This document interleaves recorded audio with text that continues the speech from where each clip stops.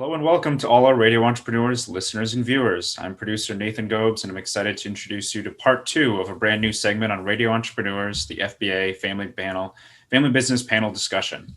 Before we get to our esteemed panelists, I'd like to mention the primary sponsor of the show, FBA, Family Business Association, supports and awards family-owned and operated businesses throughout the New England area. And in this December edition of the panel, the discussion will be broken into three parts, and we'll be covering topics related to adapting to change, organizing company financials, budgeting, and minimizing costs during the pandemic, preparing for the end of the year and start of 2021, and much more. This episode is part two of three, and in this portion, we'll be discussing the second of these topics, financials, budgeting, and minimizing cost. If you have not yet seen part one of the panel discussion, we recommend you head over to radioentrepreneurs.com or any of our many channels to catch this first segment where we discuss adapting to change in difficult times. Be sure to follow us on LinkedIn, YouTube, Spotify, iTunes, or any of the other many platforms we stream on to catch the third segment as that goes live later. Next, I'll quickly introduce our three panelists for this discussion and our host. For their full introductions, please refer back to episode 1, which is linked in the description below. We're joined today by Rich Hirschen, partner at Gray Gray, Stephen Wilchins, founding partner and attorney at Wilchins, Cosentino, and Novins, and Christian Stone, Vice President of Private Banking at Cambridge Trust. Welcome, gentlemen. Thank you. Good to be here. And last but not least, a man who needs no introduction, Radio Entrepreneurs host and founder of Mage LLC, Jeffrey Davis. Welcome, Jeffrey. I'll hand the conversation over to you. Well, thank you, Nathan. And I think you forgot to say that during these segments, we've created a new name for Christian, and we call him the professor because of all the content he brings to everything that he does. So Christian could write an encyclopedia almost for every question that we have. My first question with this, because I think this is an important topic. My partner always reminds me for the last 35 years that I might be doing a lot of the business, but he keeps me in business by watching the back room. And some people here know my partner. So I start with Rich Hirschen because it's all about money, and then we'll probably move around to Chris. What is the importance of budgeting and forecasting? Has it changed at all during COVID? Rich? So I don't know if the importance has necessarily changed. I'm a big fan of budgeting. Could talk about it for a while. We could do a whole show on budgeting, but certainly COVID has changed things in the world. Businesses might be operating on tighter margins, might have a smaller margin for error. But during COVID times and not COVID times, I think budgeting is hugely important. In putting that together at the beginning of the year, you'll have some idea of what you can spend and what you can't spend and what your revenues are going to be. It can help with cash flow modeling. So you can identify early on if you're going to have some, cash flow issues and you need to go, talk to Christian and get some financing or more capital. So you do that. It also, with so many people working remotely, internal controls have changed a bit. So you're not there, and having a budget where you can compare your actual to budget and look into the variances and get an understanding of what's caused them and thinking to yourself, does that make sense for my business? And you can identify fraud and issues that way as an internal control by just comparing the budget. So, I think it's key. And if you notice trends are starting and you notice, hey, you're not hitting your revenue targets, your budgeted revenue for the first month or two, you need to act and start changing things. And whether that's, marketing differently, getting into new product lines or new services, or having to cut some costs to make it work. A budget can tell you all that and can tell you timely. Well, I'm going to change it a little bit for you, Chris. I'm going to change it up a little bit, okay? If you don't mind. I mean, I think a lot of companies didn't make their forecasts, and their forecaster would help them go to the bank in the first place. Mm-hmm. And my experience with private business, family business over the years is that they're always trying to put on the best face for their banker. They might tell the truth to their accountant, but they put on their best face for the banker. So how are you dealing with that? Because, people are worried now about the last problem they want is with their bank right now. Yeah, I would say there's two aspects of it. There's the company level, and then there's the business owner level. So from a company level standpoint, I can tell you that my commercial lending colleagues know our clients better than anybody. And they will work with them however we need to work with them to ensure that they're taken care of, that their needs are addressed as best we can address them help think about ideas outside the box that maybe we haven't spoken with them about before, and think about, are there other areas of the business that we can play a role in helping them with? From a business owner perspective, you're seeing a lot of folks embrace the idea of what's going to come next for them and for the business. Are they going to sell the business? Are they going to pass it along to next generation or what have you? And so that's brought their own budgeting and their own financial planning to the forefront, and trying to understand, what is this business worth? Is it going to sustain me in retirement? What else should I be thinking about, and what assumptions should I be using to think about next steps for me personally? So there's a couple different I think areas to think about as a business owner, both from a personal and company perspective. But hopefully, if you have a good relationship with your bank and you have a good relationship with your wealth management team, you're able to dive into some of these ideas and topics so that you can feel good about next steps and decisions. So, Steve, I don't want to take away from your financial skills, so I have to give you a shot at this as well. Okay, I think that's, you asked me to go. Okay, so I think budgeting at this time needs to be resilient. I think it's fluid at this time, and I think you need to reassess on a continuous basis, both on the fixed costs and the variable costs, and look at how are we looking on our payables? How do we look on our receivables? How do we be more creative on not only going to our banking, making sure our bankers, we have a good relationship, but how do we deal with our vendors and our suppliers? How do we stretch those slightly intelligently?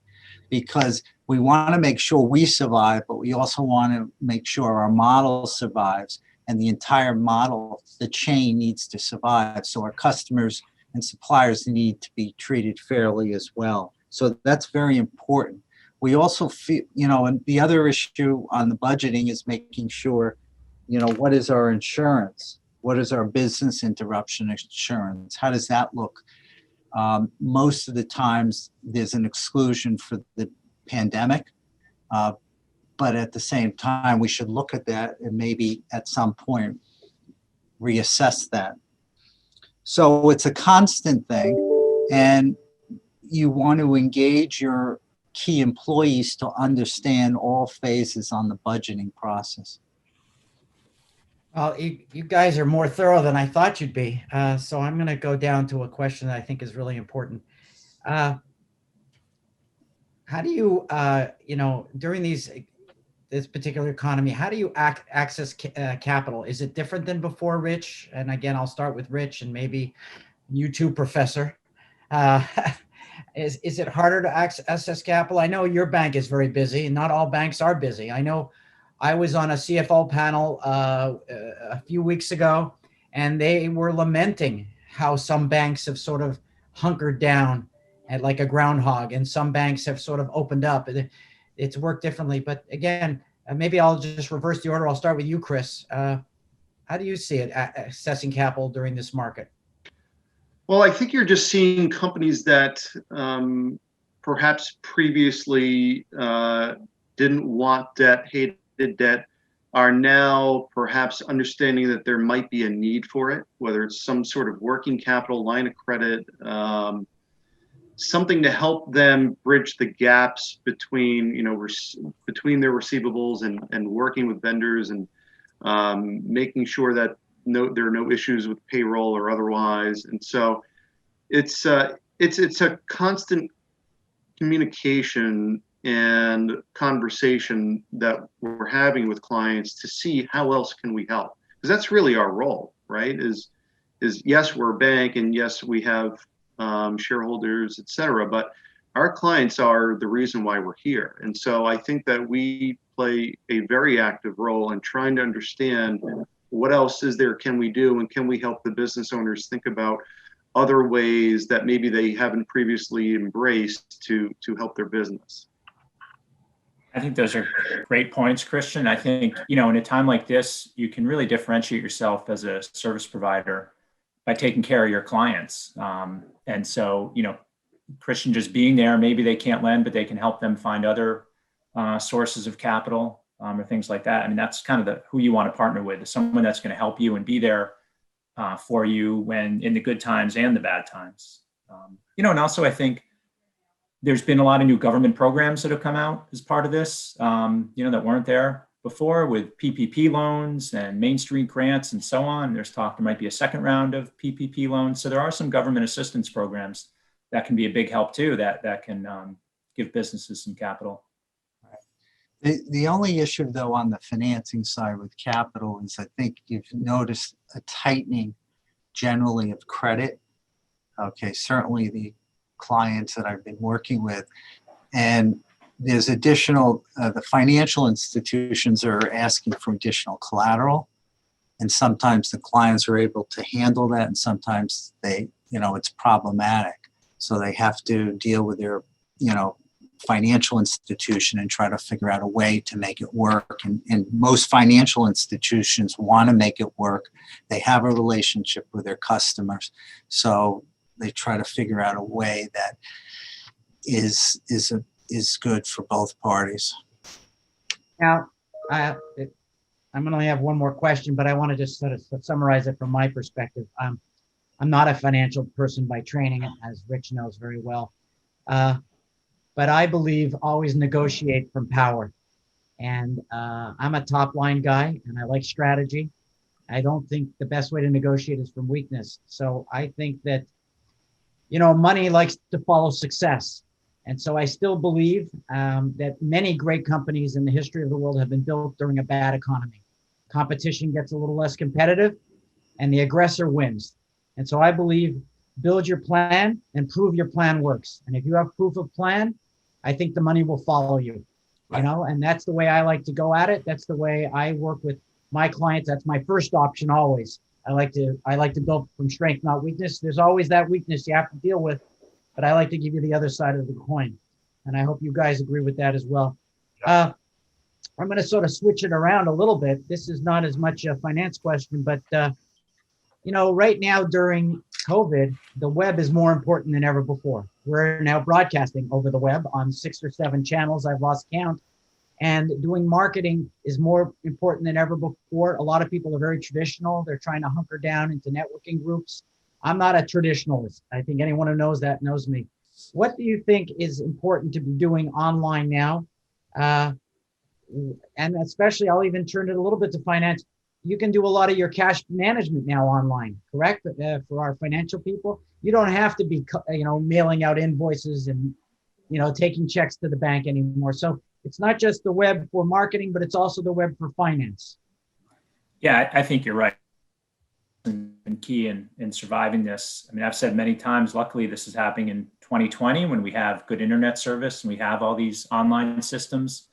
It's where, 20, 25 years ago, I don't know how we get by. I guess somehow we'd find a way, but there are a lot of products out there, whether it's bill paying online where you can actually write the checks online and you just click off and they get sent out, receiving invoices of, PDF copies and so on, sending your invoices out electronically. Those are things that companies need to do because, especially in the first couple of months of the pandemic, companies were receiving checks in the mail and no one was at the office to go deposit them, or you were sending invoices to your customers and no one was there to get them and pay them. So we've had to go online. And I think this pandemic has forced some companies to do what, probably we should have done a few years ago as these products have gotten better. Right. And also it's enabled companies to increase their brand awareness and refocus in the pandemic where they're not selling the product, but they're selling, their brand, their truthfulness or reliability or caring or customer service, but they're not actually selling. If they handle it properly, they can really convey an excellent message to the consumer, but not directly selling. So it helps in that regard. And I think that this is part of what I think we discussed in the first part of the program was the willingness to reach out to other professionals and other people that they can surround themselves, whether it's even just speaking with their board of advisors more frequently to figure out who else should we be talking to, how else can we push business forward and get our name out there from a marketing perspective. Are there other professionals we should be speaking with outside of our banking team and our accounting team and our legal team? Who else can we be bringing into the mix here? I think that's a really important point, a good way to end that series of questions. If you're an entrepreneur, you have to consistently, and a leader, be looking at what are your options and not just relying on what was good for you yesterday.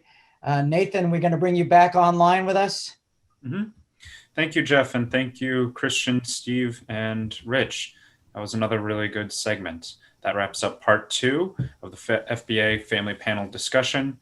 Thank you to the listeners and viewers who have tuned in for this new segment. Links will be provided in the video's description below to part 1 if you didn't hear it already, and part 3 for when that goes live. Be sure to subscribe to us and follow so you can stay up to date.